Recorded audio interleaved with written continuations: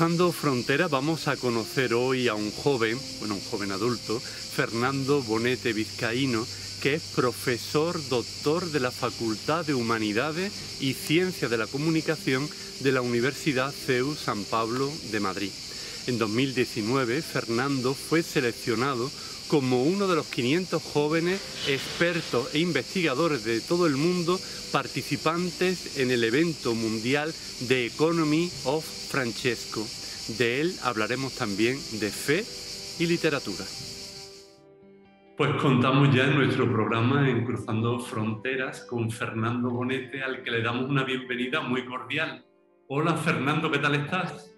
Hola Fernando, ¿qué tal? Estupendo. Saludos a todos los que nos están viendo.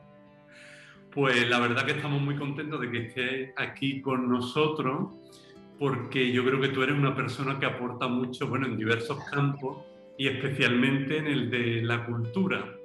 Y después de ver tu currículum, permíteme que te diga que estoy un poco impresionado con ese currículum tan, bueno, pues, tan rico, en el que se ve que has estudiado muchísimo, pero yo creo que también habrás trabajado muchísimo para lograr tantos objetivos en la vida, ¿no? A mí me gustaría, relacionado con el currículum, ¿se podría decir que tú eres un tanto humanista? Oye, me gusta mucho esa definición que has planteado para resumir mi experiencia académica o profesional. Es verdad que para ser considerado humanista es mejor que te consideren otros que considerarse uno mismo. Si tú me consideras así, yo la verdad es que me sentiría cómodo con ese adjetivo, sí. Muy bien, pues estando celebrando los 700 años de la muerte de Dante, y que el Papa le ha dedicado una preciosa carta a Dante, de la que tú también has hablado en otros medios, en 13, etcétera. ¿Qué destacarías tú de esta carta del Papa Francisco en torno a la figura de Dante? Que por otro lado tú también reivindicas a Dante como algo propio de la Iglesia. Claro, el propio Papa Francisco lo reivindica como un autor propio de la Iglesia, con toda justicia. Yo creo que entre las muchas cosas que se podrían resaltar de su figura, tanto de su vida como de su obra, me quedaría con algo que también señalé en 13, cuando me entrevistaron a raíz del aniversario de la carta del Papa Francisco, que es su talante conciliador o su conducta conciliadora en un tiempo de grandes divisiones en Italia.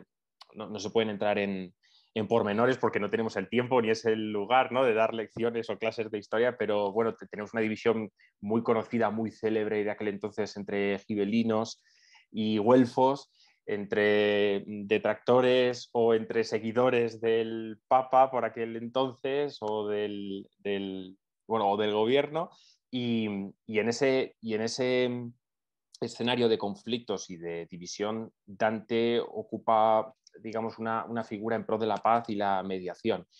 Y yo creo que el Papa Francisco hace muy bien en resaltar este comportamiento y este talante de Dante, porque en un tiempo como el actual, ¿no?, en el que estamos viviendo tantas divisiones, tanta confrontación, la voz de Dante puede ser un recuerdo del acercamiento entre las partes, y también es un rol, creo que muy importante ahora para la Iglesia, el hecho de hacer de intermediaria para acercar a distintas partes, a distintas facciones que en principio pueden estar enfrentadas, pero que pueden encontrar algo en común. Y luego, claro, pues como cualquier clásico de la literatura, al final Dante es una voz que nos está hablando desde el pasado en el presente y cuyo mensaje al final es universal, porque vale para hombres, mujeres, personas de todo tiempo y todo lugar. Pues escuchándote hablar de Dante y del Papa Francisco, podríamos decir que Dante está muy en consonancia con la encíclica Fratelli Tutti, ¿no es así? Claro, al final, esto que estaba hablando de la figura de Dante como intermediario entre las confrontaciones para aliviar esas tensiones, aspira al ideal de fraternidad que nos está proponiendo Francisco en la carta encíclica. Y de nuevo, tanto como decía antes que la obra de Dante puede ser leída en clave de actualidad, creo que desde luego las personas que forman parte de la Iglesia, pero también desde fuera de la Iglesia, gran parte de la actualidad y de los acontecimientos que están ocurriendo en nuestros días se pueden leer a la luz de la encíclica del Papa Francisco, interpretar esa luz, ¿no?, de que debemos aspirar, tenemos que hacer un esfuerzo por aspirar a ese ideal de fraternidad, de acercarnos, de unirnos entre nosotros a pesar de las diferencias, porque al igual que hay diferencias, hay muchas cosas que nos unen, tengamos las ideas que tengamos. En 2019 hubo un evento mundial de Economy of Francesco que convocó a 500 jóvenes expertos de todo el mundo. Entre ellos estabas tú. ¿Qué supuso participar en este evento internacional? Pues la verdad es que te hablo primero del pre-evento y luego te introduzco en el post-evento, porque ya el pre-evento fue muy especial, no solo para mí, sino para muchos de los participantes, muchos de los que luego fuimos a participar en el evento, y así lo comentamos durante el mismo, porque en el pre-evento, en esa etapa previa a The Economy Francesco, digamos que tuvimos que afrontar una gran preparación para el evento, ponernos al día en materia de teoría económica, de la práctica económica de nuestros días, ser muy conocedores del paradigma económico que gobierna en nuestros días. Y el pre-evento para mí, por supuesto que el evento y el post-evento fue muy especial, pero el pre-evento para mí fue muy, muy especial porque me abrió los ojos a una realidad que es la económica, a la que normalmente no prestamos una atención muy concreta porque estamos inmersos, ¿no?, en ese paradigma del libre mercado capitalista, no nos damos cuenta de hasta qué punto su dogma se impone en nuestras vidas, y ese pre-evento, esa preparación me hizo abrir los ojos, contemplar una realidad, por supuesto, desde el punto de vista de las humanidades, desde la filosofía, desde las virtudes esenciales, contemplar la economía de otra manera, de una manera que nunca había tenido la oportunidad de ver. Y me hizo llegar al evento con un conocimiento sobre la economía del que antes no disponía, y afrontar el evento con gran preparación, ¿no? Y para mí ya te digo, esos meses previos fueron muy especiales. Luego, por supuesto, el evento, aunque no pudo ser presencial por las circunstancias que todos conocemos, en sí fue increíble, ¿no? Ver conectadas a personas de todo el mundo, pero literal, de los 5 continentes, cada uno lógicamente, no presencialmente, no en persona, pero cada uno desde sus casas, desde las asociaciones, centros en los que estuvieran, con la cámara puesta, y ver tantas caras distintas, tantas formas de desenvolverse distintas, juntos, unidos por una misma idea, ¿no?, de mejorar la economía. Y además, por volver al ideal de fraternidad que comentábamos antes, personas también muy diferentes en cuanto a sus ideas, porque no todos los asistentes eran personas creyentes, no todos los asistentes eran parte de la iglesia, por así decirlo. También había personas, hombres, mujeres de buena voluntad, que simplemente quieren mejorar la economía, quieren otra economía distinta para el mundo, y estaban ahí reunidos en torno a este ideal, ¿no? Entonces, ver a tantas personas de tantas partes del mundo diferentes unidas en torno a un mismo espíritu fue algo increíble, insuperable, único. Y ahora nos toca en el post-evento, porque he hablado del pre, he hablado del evento, ahora nos toca en el post-evento seguir trabajando. Uno de los puntos fundamentales, además de Economía de Francesco, fue resaltar el papel que va a jugar la educación, que tiene que desempeñar la educación en este cambio de paradigma económico, porque las regulaciones, las leyes están bien para modelar a posteriori los comportamientos de las organizaciones, pero si no hay un cambio a priori del modelo mental que tenemos sobre la economía, y esto se consigue ante todo con la educación, es imposible que finalmente consigamos esta transformación, ¿no? Bueno, me he alargado mucho en la respuesta, pero no solo quería comentar el evento en sí, sino también la preparación que me abrió los ojos, y luego todo lo que fue el evento y lo que ahora nos toca remar y trabajar. Sí, la verdad que es interesante hablar de economía y seguramente que en Internet podemos seguir el evento y ahora el post-evento y todas esas conclusiones a las que habéis llegado para mejorar la economía. Y hablabas de educación, claro, vamos a hablar hoy de diversas actividades que tú realizas también en los medios de comunicación, pero tú fundamentalmente eres docente en la Facultad de Humanidades y Comunicación de la CEU San Pablo, ahí en Madrid. Entonces, ¿qué es para ti la docencia? Y también qué asignaturas impartes, cómo las impartes, qué es para ti todo este universo.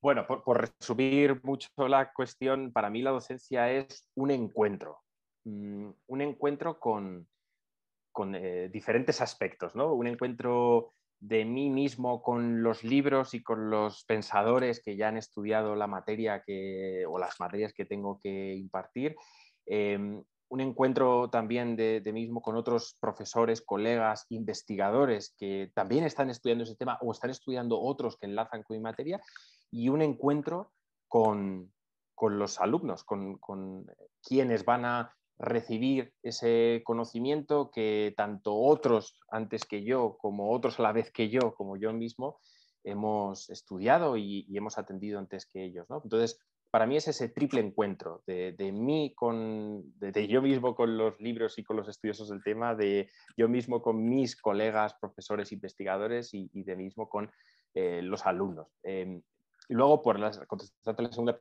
pregunta, las asignaturas que imparto tienen que ver sobre todo con la cultura digital, con la comunicación digital. Antes me definías como humanista al principio de este programa y te decía que estaba cómodo con la etiqueta, y para mí las humanidades es lo más importante, tanto por la formación que he recibido como por la formación que quiero transmitir a otros. Y la llevo a cabo pues, en el mundo de hoy, que es digital, y también teniendo en cuenta todas esas herramientas digitales que nos ayudan a proyectar las humanidades. Pues hablando de esta cultura digital actual, ¿cómo analizarías tú la cultura digital actual? La cultura digital actual. Bueno, tengo que decir, en el sentido más crítico de la expresión, que asistimos a un tiempo en el que la sociedad, la cultura digital, es más bien técnica, está tecnificada. Y hacia ahí, digamos, hacia ese objetivo parece que van todas las iniciativas que se están, o la mayor parte de las iniciativas que se están desarrollando en el mundo digital, hacia la tecnificación de la cultura. Dicho esto, por empezar con un punto crítico, no es menos cierto que también hay otro tipo de iniciativas que van en sentido contrario, hacia el punto de humanizar la técnica, humanizar la tecnología y el mundo digital. Entonces yo creo que estamos en un periodo muy interesante porque se están dando estas dos vertientes, ¿no? Entre la pulsión más tecnificadora de lo digital y la pulsión más humanizadora, para intentar que la cultura digital responda a la cultura no digital, al ser de las cosas, que tiene que ver, voy a volver a la misma palabra, a un encuentro con las personas. Y tú, que te manejas bastante bien en las redes sociales, fundamentalmente en Twitter y en Instagram, ¿cómo ves tú que es un adecuado uso de las redes sociales?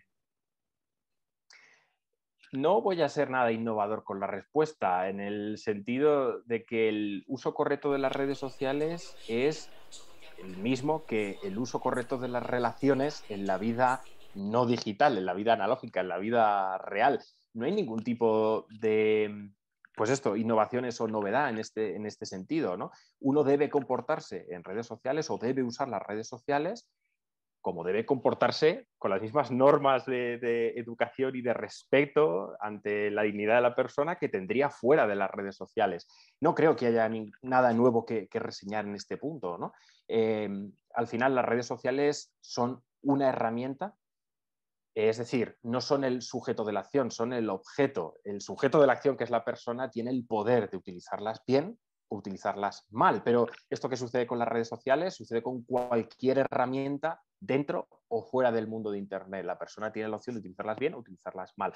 Y ese uso positivo o negativo está regido por las mismas reglas de respeto a la persona y a su dignidad que hay fuera, tanto fuera como dentro de Internet.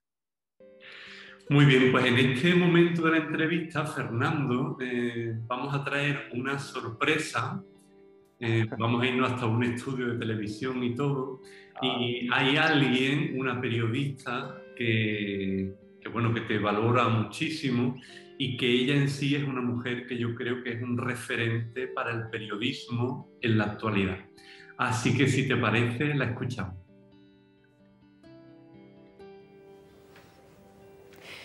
¿Qué tal? ¿Cómo estáis? No hay duda de que el año 2020 será recordado como el año de la COVID-19. Es algo que va a aparecer en los libros de historia, un año de grandes consecuencias, no solo sanitarias y económicas, ¿no? También sociales, educativas. Probablemente la sociedad ya estaba cambiando desde antes. Lo que ha hecho la pandemia ha sido acelerar todo este proceso de cambio. Ha cambiado nuestra forma de vivir, nuestra forma de trabajar, la forma de estudiar. Y se nos presenta un gran reto para todos a la hora de reconstruir el mundo en el que vivimos. tenemos. Y en este sentido me gustaría preguntarle a Fernando dos cosas. La primera, ¿por dónde pasan los desafíos educativos en este momento y sobre todo también de cara al próximo curso que empezamos, nada, dentro de muy poquito? Y la segunda, ¿cómo puede ayudar hoy en día la comunicación a esta sociedad del cambio? Un fuerte abrazo, hasta pronto. Bueno, ha sido todo un sorpresón. Te agradezco mucho que hayas traído a Irene al programa y también le agradezco a Irene que se haya animado a participar y a lanzarme estas dos preguntas que son muy buenas preguntas. Yo no sé si en el tiempo que tenemos aquí daría tiempo a responderlas por completo, pero bueno, voy a intentar dar algunas claves de lo que yo pienso sobre lo que pregunta Irene. Me ha gustado además mucho la introducción que hace Irene a esta doble pregunta, aunque en realidad es una pregunta, ¿no?, en general. Ella viene a decirnos que la pandemia no nos ha traído nada nuevo en esencia, sino que ha hecho más urgente lo que de por sí ya era urgente antes de la pandemia, ¿no? Y me gusta mucho esta forma de presentar la pandemia, o presentar los cambios que ha tenido la pandemia, porque yo también la utilizo mucho y en algún programa en el que nos hemos encontrado ambos hemos coincidido en esto. Y a esto añado que no es una expresión siquiera que ella y yo repitamos porque nos hayamos copiado el uno al otro, sino porque hemos, de cierta manera, modelizado y copiado, otra vez, de nuevo, al Papa Francisco. Es que en Fratelli Tutti hay un momento, además, muy particular, al principio de la encíclica, no recuerdo el punto exacto, pero es al principio de la encíclica, dentro de los primeros 30, 40 puntos, en los que nos llama la atención sobre esto y nos dice: la pandemia es un espejo que se nos ha puesto frente a nosotros para que veamos cómo es el mundo, para ponernos en el extremo de lo que está sucediendo y que reaccionemos o no reaccionemos, y eso es una decisión nuestra, ¿no? Entonces me gusta mucho esta manera de presentarlo porque efectivamente la pandemia puede terminar haciéndonos mejorar como puede terminar haciéndonos empeorar, pero lo que no cabe duda es que la pandemia, vista como oportunidad, nos presenta no sé, la opción de cambiar si queremos, si no nos gusta lo que vemos en ese espejo. Dicho esto, que no quería que se pasara porque me gusta mucho la manera en que ha presentado la pregunta, Irene decía, bueno, los retos educativos a partir de que todo esto pase. Pues es que efectivamente el mayor reto educativo ya se había presentado antes de la pandemia, pues vemos a lo mismo. ¿Y cuál era este reto educativo? Antes de la pandemia, por poner a los que nos están viendo en contexto, y hablo, por supuesto, de la experiencia universitaria, que es lo que yo conozco. La educación no es solo la universidad, pero bueno, yo conozco la universidad y tengo que hablar de esta perspectiva. La universidad antes de la pandemia ya se había enfrentado a un gran reto y a un gran problema, ¿no? Y nos encontramos ante un momento en el cual se había intensificado la burocracia dentro de la universidad.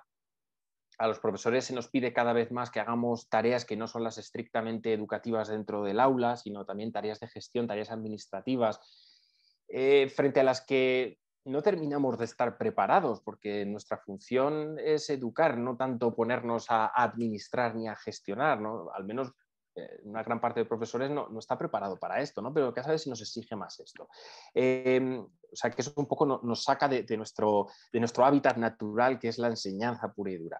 Por otro lado, asistíamos a un momento, antes de la pandemia, insisto, en el que cada vez más los grados universitarios se estaban profesionalizando, en el que, otra vez, por lo que decía al principio del programa, la técnica parece que quiere imponerse sobre la humanización del conocimiento.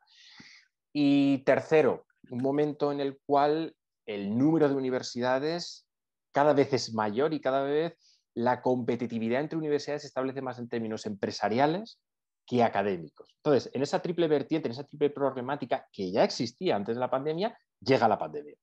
¿Y qué hace? Lo que ya ha comentado Irene y he vuelto a comentar yo, y los dos cogemos del Papa Francisco. La pandemia exacerba esa problemática, nos la presenta en su aspecto más crudo y nos dice: ¿qué queréis hacer después de que pase esto? ¿Queréis seguir en esta línea o queréis cambiar, ¿no? La pandemia nos trae todavía más burocracia porque hay que cambiar muchos planes de estudios y adaptar muchas materias a la nueva situación. La pandemia nos corta de raíz la relación con el alumno, al menos la relación presencial, física, que es importantísima en el aula. Y la pandemia nos trae toda una tecnificación, toda una incorporación de la tecnología a las aulas, que en principio es positiva porque las herramientas tecnológicas y digitales son positivas, son necesarias y han venido para quedarse, pero que también nos alejan de ese lado más humanizador, más humano de la enseñanza. Es decir, que el reto ya existía, se ha exacerbado y ahora estamos en ese momento, y este me parece el reto de futuro, de que los profesores, de que la universidad reflexiones sobre esto que está ocurriendo, que ya venía ocurriendo y que se ha venido exacerbando con la pandemia, y elija qué quiere hacer. Si quiere seguir esa línea de la burocratización, la tecnificación, la digitalización en contra del contacto y la relación con el alumno, o quiere recuperar lo que no es más que la esencia de la universidad, que es la relación personal alumno-profesor, e intensificar lo máximo posible esa relación del alumno y profesor y del alumno y profesor con el conocimiento. Ese es el verdadero reto para mí después de la pandemia, que terminemos de decidir hacia dónde queremos ir como universidad. Y la segunda pregunta, que iba más relacionada con la comunicación, yo creo que el papel de la comunicación va a seguir siendo, como ya lo era, importantísimo.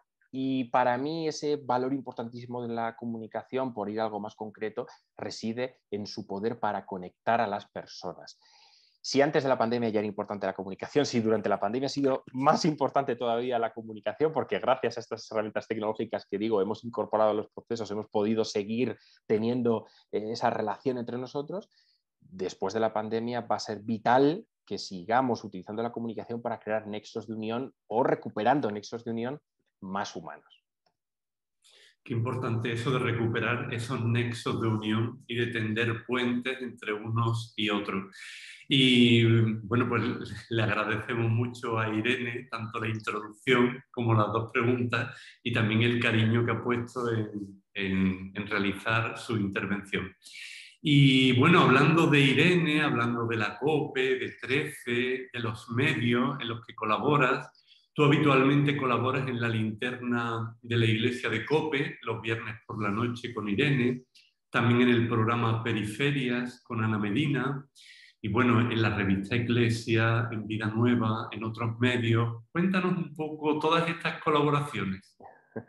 Bueno, son colaboraciones muy enfocadas al tema en el que me siento más fuerte y en el que creo que tengo más que aportar, que es en la cultura y en la sociedad, en el tema cultural y el tema social. Y de hecho, cada vez que surge un tema, un asunto que no está estrictamente o directamente relacionado con la cultura y la sociedad, intento llevarlos a mi terreno, ¿no? No por egoísmo profesional o egoísmo académico, sino porque creo que lo más importante dentro de cualquier tema, sea el que sea, quizás por deformación, ¿no?, académica o profesional, siempre es el aspecto cultural, ¿no? Creo que en el fondo de cada cuestión que se plantea, sea económica, política, tecnológica, de comunicación, siempre hay una cuestión más importante, que es la cuestión cultural, que da sentido a otras materias, ¿no? Entonces, me gusta llevarme los temas que son de actualidad o que están más al hilo de la superficie de la actualidad a esa otra vertiente cultural, que es la que creo que nos da una perspectiva general, ¿no? Volvemos a lo mismo, las humanidades. Es cierto que las humanidades tienen un problema, y es que al final terminas siendo maestro de todo y oficial de nada, ¿no?, como dice el dicho popular. Pero también tiene una gran ventaja, y es que te ayuda a obtener una visión global, holística, integral, una cosmovisión sobre esas cuestiones más al hilo de la actualidad y esos pormenores que van ocurriendo más al hilo de la actualidad inmediata. Pues antes de seguir hablando de libros, que es una de tus pasiones, me gustaría también que nos centráramos en otro aspecto humanístico, que es el de la música. Porque tú eres licenciado en música, además tocas el violín. Otra de las cosas que me llamó la Sí. atención de tu currículum. Sí, bueno, digamos que mi formación efectivamente en música, con la licenciatura de violín, especialidad en la licenciatura en música, especialidad en violín, viene de familia. Esto no se puede negar, porque mi padre también es músico, y mis padres ambos desde muy pequeño me inculcaron la música como una razón extra para mi formación, pero también como una razón de mi propia identidad como persona. Y lo cierto es que después, a largo plazo, tengo que agradecerles mucho que me introdujeran en la música, a pesar de que también ha llevado sus esfuerzos, ha llevado consigo muchos sacrificios, sobre todo en los últimos niveles de la carrera, compaginarlo todo con la música. Pero tengo que agradecerles que me introdujeran esto, porque me ha aportado también un punto de vista diferente, una perspectiva distinta de las cosas, que no se obtiene sin haber cursado esa carrera, ¿no? Porque, por ejemplo, en la carrera de Humanidades, lo cierto es que la música es la gran olvidada. Donde yo estudié, y en la práctica mayoría, si no la totalidad de las universidades españolas, la música brilla por su ausencia en España, y es una pena, porque tenemos una historia de compositores, una historia musical increíble, apabullante, no le prestamos la atención debida a la música, como sí se hace en otros países del entorno europeo, ¿no? Entonces, tener esa formación me ha ayudado a conocer una realidad que no es habitual que se conozca y esto al final pues ha enriquecido mucho mi visión de las cosas. Pero además me ha inculcado valores, por lo que decía de que también he integrado mi identidad personal, me ha incorporado valores muy importantes como el de la disciplina, el valor de la disciplina y el valor del esfuerzo, que quizás, nunca se sabe, ¿no? Pero quizás sin esa formación en música y ese estar constantemente con el violín en las manos, pues no tendría en estos momentos. Tú eres un gran lector. ¿Cuándo comenzaste a leer y cuándo comenzó sobre todo esta pasión y qué es lo que te aporta a ti la lectura? Pues empecé a leer, creo que con 5 o 6 años, no me acuerdo de la edad exactamente, pero sí me acuerdo del momento en el que enganché mi primera lectura. Me acuerdo que mi padre volvió de un viaje, como digo, es músico, él es director de orquesta y venía de haber dirigido una orquesta fuera de donde estábamos, donde vivíamos, y regresó a casa y me trajo un cómic de Mortadelo y Filemón. Cómic, TVO, historia gráfica, llamémoslo como queramos, ¿no? Me trajo un cómic de Mortadelo y Filemón de Francisco Ibáñez, nunca lo suficientemente valorado, Francisco Ibáñez, por desgracia. Y este cómic como que al llegar como que yo me cierta curiosidad y empecé a ojearlo, leerlo, como que no acabé de verlo esto, ¿no? No me entretuvo demasiado, pues era muy pequeño y lo dejé por ahí tirado, abandonado. Y pues no sé si fue un mes, 2 meses más tarde, un tiempo después, muy poquito tiempo después, estaba aburrido una tarde de estas ahí en mi habitación, también siendo muy pequeño, y vi el cómic este tirado por ahí, no tenía nada que hacer, estaba aburrido y lo cogí. Y en ese momento, no sé si porque estaba aburrido, no tenía que hacer y entonces ya enganché de otra manera con la lectura, me encantó, me puse a leer sin parar y me terminé el cómic en una tarde y a partir de ahí fue un sin parar de pedirle a mi padre que cada vez que hiciera un viaje estos me trajera un cómic de Mortadelo y Filemón, cada vez que salíamos juntos con él fuera de nuestra ciudad para acompañarles en un viaje de trabajo, siempre pasaba por una librería o un Corte Inglés y me compraban un cómic de Mortadelo y Filemón, y así empezó mi historia con la lectura, leyendo cómics de Mortadelo y Filemón. Luego fue esta edición inolvidable, que de hecho hace, no sé, un par de años cumplió su 40 aniversario, la edición del Barco de Vapor, estos libros naranjas. Seguro que muchos de los que nos están viendo han crecido en la lectura con estos libros del Barco de Vapor, y luego ya pues vinieron cosas más serias. Seguro primero fue El Señor de los Anillos, que es una lectura que ayuda mucho a dar ese paso entre la lectura más infantil y la lectura más adulta. Harry Potter, también otro clásico de lecturas juveniles. Carlos Ruiz Zafón, que nos dejó desgraciadamente hace pocos meses. Y bueno, y muchas otras lecturas más o menos serias que han venido después. Pero ese fue mi inicio con la lectura, los cómics de Mortadelo y Filemón. Fíjate qué interesante. Yo creía que había empezado con el Quijote directamente, ya sé de que no. Nada. No. El Quijote lo leí, yo creo que en segundo o tercero de carrera, lo leí mucho más adelante. Bueno, y es de hecho pues mi obra preferida en la literatura. No tengo otro favorito en más alta posición que el Quijote. Pero lo leí mucho más tarde. Tienes también un club de lectura en Instagram, además que es un club muy simpático porque está muy bien organizado, y luego el diálogo que haces también con Pablo Casado es un diálogo muy fluido y que despierta mucho la lectura, y con muchos participantes de varios países. Y si te parece, antes de hablar del club de lectura, vamos a escuchar al propio Pablo. Venga. ¿Qué tal, Fernando? Bueno, pues aprovechando que tienes tantos libros, tu biblioteca la verdad que impresiona, yo te quería preguntar cuál de todos ellos es tu favorito. No me refiero a cuál es tu libro el que más te gusta, sino al que te hace más ilusión tener, pues por la edición que es, por quién te lo has regalado o por alguna circunstancia especial. ¿Con cuál te quedarías si tuvieras que salvar solo uno? Bueno, esto es una sorpresa tras otra. Primero habías invitado a Irene a que viniera por aquí, ahora a Pablo, un amigo al que le tengo mucha estima. Hicimos juntos la carrera de Humanidades y Periodismo. Y además me plantea una pregunta muy divertida, muy original, porque normalmente cuando se pregunta a la gente que lee tanto, que leemos mucho, se nos pregunta, oye, ¿cuál es tu libro preferido? ¿Cuál es tu lectura preferida? ¿No? Y antes he dicho, pues el Quijote, pero esta pregunta es diferente, porque no es cuál es tu libro preferido, tu lectura preferida, sino en cuanto a lectura, sino cuál es tu volumen, tu libro físico, tu objeto libro físico más estimado. Bueno, pues hay un libro que además él quizás no lo recuerda y por eso también plantea esta cuestión, o sí, por eso plantea la pregunta, no lo sé, pero hay un libro que de hecho él conoce, entre comillas, pero hace muchos años de esto, pues creo que andábamos en segundo de carrera, en Literatura Medieval 2, no, en Literatura del Siglo de Oro, porque ya es un libro de la literatura renacentista tirando al Siglo de Oro, que es el Don Duardos, o Tragicomedia de Don Duardos, de Gil Vicente. En su momento trabajamos esta lectura en Literatura del Siglo de Oro, aunque es un poquito precedente al Siglo de Oro, pero lo trabajamos como antecedente para luego estudiar el Siglo de Oro. Y yo me hice con una edición, es un librito, una edición físicamente es muy pequeñita, pero está muy bien trabajada, una edición del 42, además muy antigua, que ya no solo tiene valor por el libro en sí, que está muy bien trabajado y que la edición está muy trabajada y que es antigua porque es del 42, sino porque la edición es de Dámaso Alonso. Y es un libro que me estimo mucho porque es una lectura que en principio me costó asimilar, no es una lectura que cueste leer, pero sí cuesta trabajarla y cuesta estudiarla en profundidad, me costó, pero tengo recuerdos de la lectura, pero tengo ahí ese libro, esa edición de Dámaso Alonso, del Don Duardos, es una edición fabulosa por sus anotaciones, por sus comentarios y además es bonita, es que es bonita así como libro, ¿no? Y creo que es la edición a la que más estima le tengo por los recuerdos que me trae de la carrera, por el recuerdo que me trae de lo bonita que es la edición y también por el recuerdo que me trae de lo mucho que me costó sacar adelante ese estudio que nos habían mandado a realizar sobre la obra para que luego digan, ¿no? Lo que le cuesta a uno al final permanece en la memoria, pero con un buen recuerdo.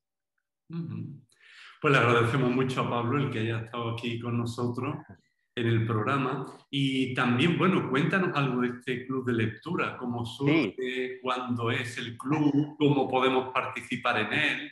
Estupendo, estupendo. Bueno, para poner antecedentes a los que nos están viendo, este club de lectura está en el marco de una cuenta sobre libros, sobre lectura que tengo en Instagram, @enbucle. El nombre es un poco complicado porque quiero hacer el juego de palabras de book, de libro en inglés, con el bucle de lecturas al que yo digo que siempre estoy sujeto, pero quizás luego se puede poner el nombre por aquí para que lo vean bien, ¿no?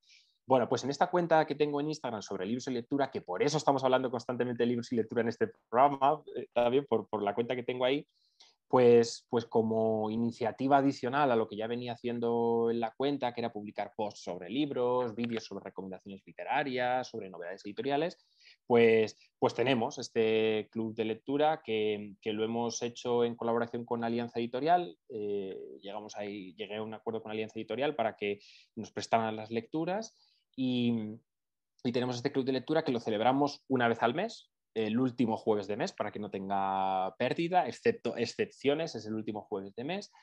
Y leemos juntos, digo juntos porque se puede animar, cualquier persona que tenga cuenta en Instagram se puede animar a participar y además participan personas de todo el mundo, no solo de España.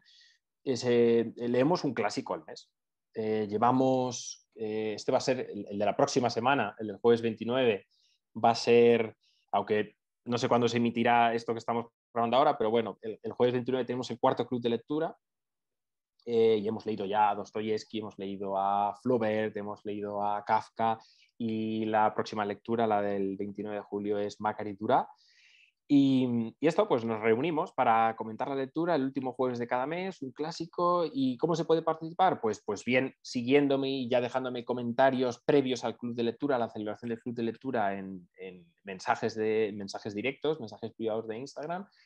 Y luego en el propio club de lectura, en directo, cuando lo emitimos, pues recibimos, como en otras redes sociales, como puede ser en Twitch, pues recibimos esos comentarios a través del chat y vamos viendo al hilo de las preguntas que vamos haciendo y los comentarios que vamos realizando Pablo y yo, pues vamos recibiendo comentarios y los vamos comentando junto con todos los que están ahí, ¿no?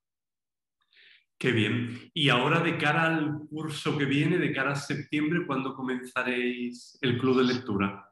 Pues vamos a descansar en agosto. Nos vamos a dar un respiro para descansar después de todo el curso. Efectivamente, a partir de septiembre empezamos y de nuevo la misma dinámica el último jueves de cada mes, es decir, el último jueves de septiembre. Yo ahora no tengo la fecha, el número, quiere decir, de la fecha aquí en mente, pero nada, es irse al calendario, el último jueves del mes de septiembre y nos volveremos a ver. Aún no tenemos lectura libro asignado, además siempre es un as que me guardo en la manga para decirlo el día posterior a cada club de lectura, así que no te lo puedo desvelar, pero lo que sí es seguro es que el último jueves de septiembre estaremos de nuevo ahí en Instagram Live. Muy bien, pues yo creo que es una iniciativa muy interesante a la que animamos también a participar a los seguidores del programa. Y si te parece, Fernando, ya que estamos en tiempo de verano, bueno, de verano en Europa, ¿nos harías alguna recomendación de lecturas para el verano? Claro, claro que sí. Vamos a aprovechar el momento. A ver, yo cuando me piden recomendaciones las personas, pues siempre lo primero que pregunto es, bueno, ¿de qué género quieres recomendaciones? Como no puedo preguntarle a todos los que nos van a ver diferido después, si te parece, voy a dividir las recomendaciones en categorías, en bloques más grandes, y luego cada uno, según sus preferencias, pues puede elegir, ¿no? Pero te voy a dar recomendaciones de libros que yo creo que podría leer. No sé si cualquier persona, pero creo que cualquiera con un mínimo interés en la lectura podría entender y podría acercarse a estos autores y a estos libros.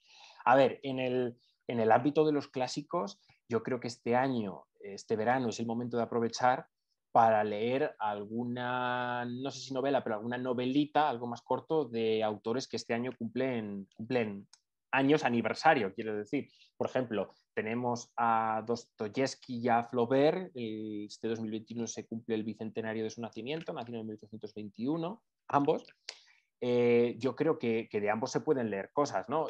Quien quiera atreverse con los tochos, pues de Dostoyevsky puede coger Crimen y Castigo, por ejemplo, igual que de Flaubert se puede coger Madame Bovary, pero quien no quiera meterse en esos jaleos de libros tochos tiene unas píldoras de gran calidad en ambos autores, como todo lo que han escrito, que serían Dostoyevsky, El jugador, me parece una obra muy pertinente también por la actualidad que tiene, porque todos sabemos, al menos los que nos estén viendo este programa de España, saben que la proliferación de casas de apuestas es terrible. Bueno, pues El jugador nos da una visión muy interesante del juego y de la psicología del jugador y los males que trae el juego, que yo creo que es muy pertinente aprovechando su aniversario. Y luego de Flaubert, un librito pequeño, si no queremos atrevernos con algo más grande, como es Madame Bovary, serían los 3 cuentos de Flaubert, que es una obrita muy interesante porque los escribió en los últimos años de vida, fue su última obra publicada en vida, porque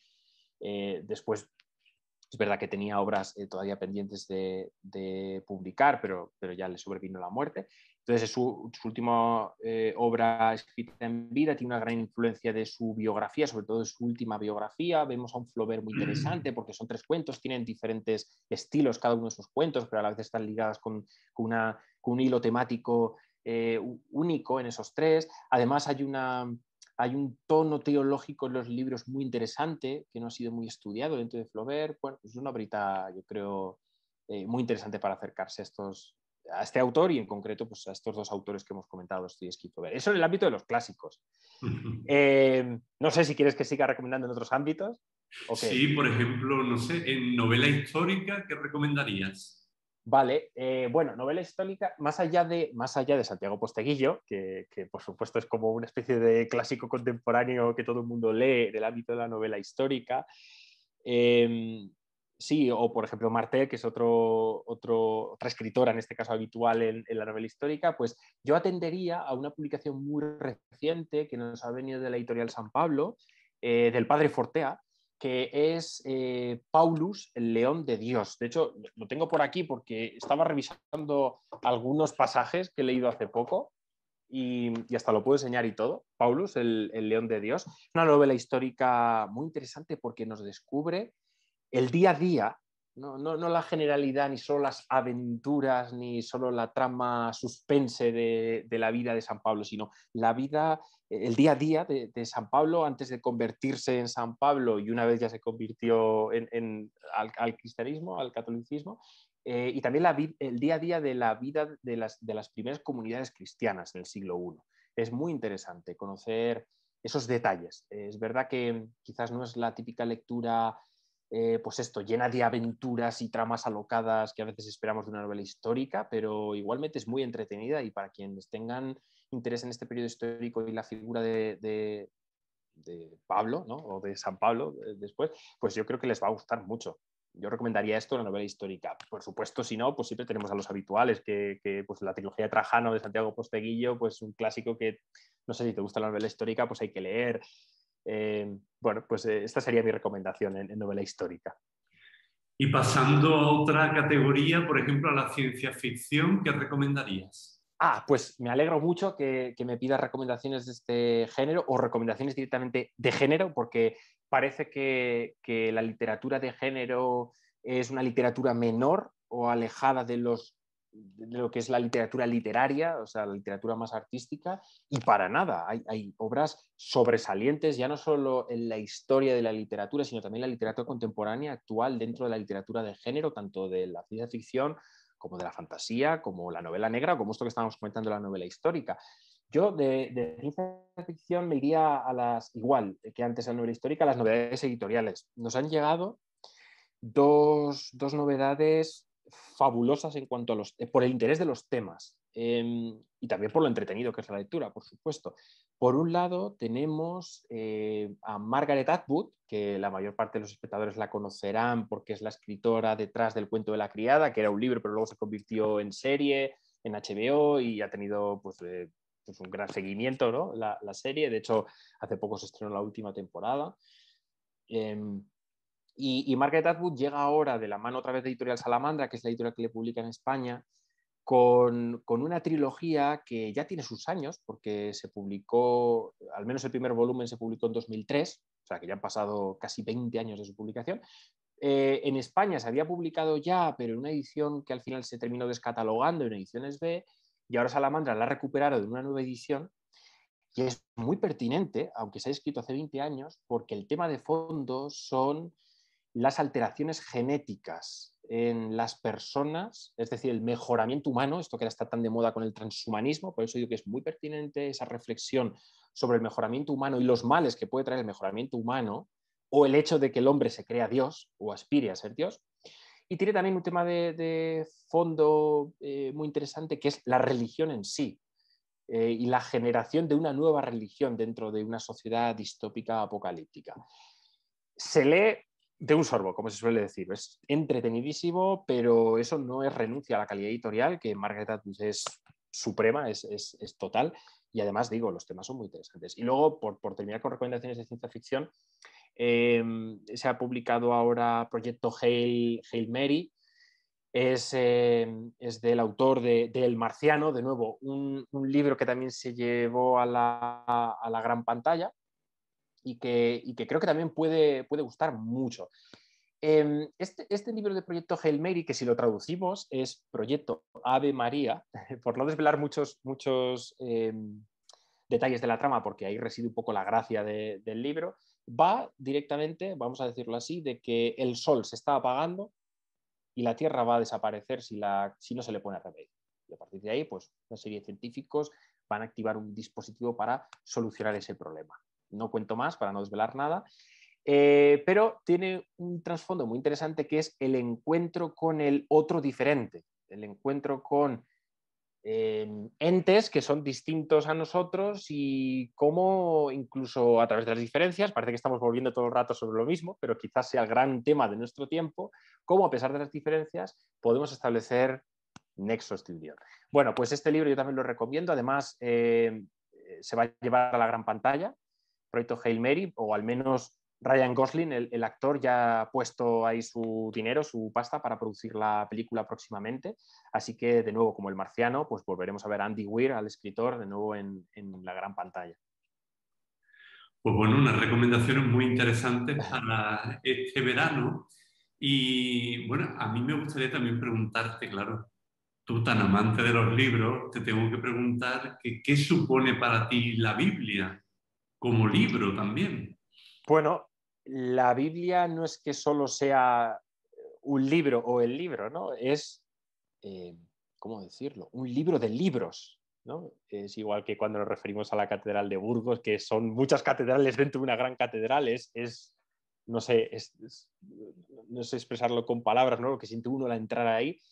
Pues la Biblia es ese, en cierta manera, por expresarlo de alguna manera con palabras que nos podamos entender, ¿no? Es esa sensación de entrar a un universo de universos, a un libro lleno de libros en sí mismo, Entonces, para mí, desde la perspectiva, por supuesto, lo estoy considerando desde la perspectiva lectora, ¿no? Porque ya desde la perspectiva personal mía y religiosa, pues claro, que no creo que ni se le pueda poner palabras, ¿no? a tamaño libro, pero desde la perspectiva lectora, pues es esto, un libro repleto de libros. Por lo tanto, es la experiencia lectora elevado al máximo, ¿no? Pues qué bonito, sí, sobre todo escucharte con esa pasión con que lo dices. Y bueno, la verdad que muchísimas gracias por este rato. Yo he de decirle a nuestros amigos que a mí me llamó mucho la atención una reseña de un libro una reseña que hiciste de un libro de John Fosse, de su Sí. trilogía, y me llamó tanto la atención que yo digo, me gustaría conocer a Fernando Bonete, a ver quién es el que está detrás de esta reseña, porque la verdad que la reseña Bueno. era ciertamente magnífica y me leí el libro. Bueno, Y pues te lo agradezco muchísimo. Al final todo pasa por John Fosse. Qué maravilla, me alegro. Yo no sé si a ti te gustó o no el libro, porque yo lo recomendé, pero luego hace falta que las personas lo lean y cada lector tiene su punto de vista. No sé si te gustó. sí, la verdad que me impresionó la intensidad de un libro que es totalmente continuo, que te va metiendo en la trama y que no para, sino que te metes de una manera en la historia que es imposible salir de ella, ¿no? Entonces me resultó, por un lado, apasionante y por otro lado también me resultó un tanto agotador, porque Sí, miras desde tantas sí, perspectivas la propia historia, pero yo creo que sí que es un libro muy, muy original y después es un libro muy con unos valores cristianos muy grandes también, no sí. explícitamente, y que te lleva Yo, a preguntas muy profundas sobre Dios, sobre la propia fe, el bautismo. Pero sí, la verdad que me dejé llevar por esa reseña tuya y ciertamente disfruté y el libro me afectó, porque yo creo que psicológicamente también te afecta sí, el sí, estado en sí. el que está el protagonista. Creo que leíste El otro nombre, creo recordar, Y de el otro los que, nombre. porque he recomendado mucho a Fosse. Yo desde que le descubrí hace 2, 3 años no he parado de recomendarlo, más allá de que se lea o no mi reseña, que eso es lo de menos. Yo animo de verdad a los que nos ven, nos escuchan a leer a Fosse. Ciertamente es una lectura exigente, o sea, no podemos esperar lo mismo que, no sé, pues una lectura más llevadera o de bestseller o de entretenimiento, tiene otro valor, tiene otra aspiración, tiene otro nivel.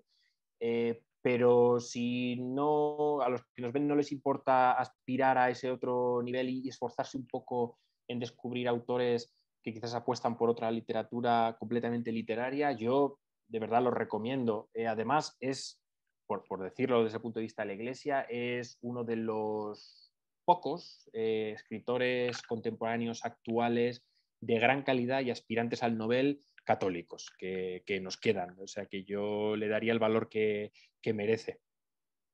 Pues se lo damos sin duda. Fernando, muchísimas gracias y también darte la enhorabuena porque dentro de muy poquito vas a ser papá por primera vez, así que creo que es un momento muy bonito también de tu vida, ¿no? Pues desearte lo mejor y bueno, espero que sigamos en contacto y que sigas aportándonos tanto con estas lecturas y con esta mirada humanista y cristiana a la realidad, que yo creo que una de las fronteras que tenemos que cruzar también como iglesia, como creyentes, es precisamente este campo de la cultura que nos une con otros distintos, diferentes, pero buscando algo común que puede ser esa búsqueda de la sabiduría, del sentido de la propia vida. Pues te lo agradezco mucho, Fernando, que me hayas dado aquí voz en tu programa. La verdad es que para mí también fue inesperado, ¿no? Recibir tu llamada y tu invitación, pero me alegro mucho de haberla aceptado porque me lo he pasado genial. A mí se me ha pasado el tiempo volando. Encima, hablando de lo que me gusta, pues qué mejor, ¿no? Ocasión. Y bueno, por esto que comentabas del próximo nacimiento, yo creo que más allá de los libros que llevo leídos, esa es la historia que merece la pena. Esa es la historia que seguro va a merecer más la pena de toda mi vida, la que voy a vivir ahora a partir de agosto con esta nueva vida que viene al mundo. Pues estupendo, pues que sea realmente una historia maravillosa y que podamos disfrutarla. Que muchísimas gracias y nos despedimos con todas estas lecturas, pero además de las lecturas, a ver si esta conversación con Fernando nos contagia con ese virus de la pasión por la lectura que tan necesario es.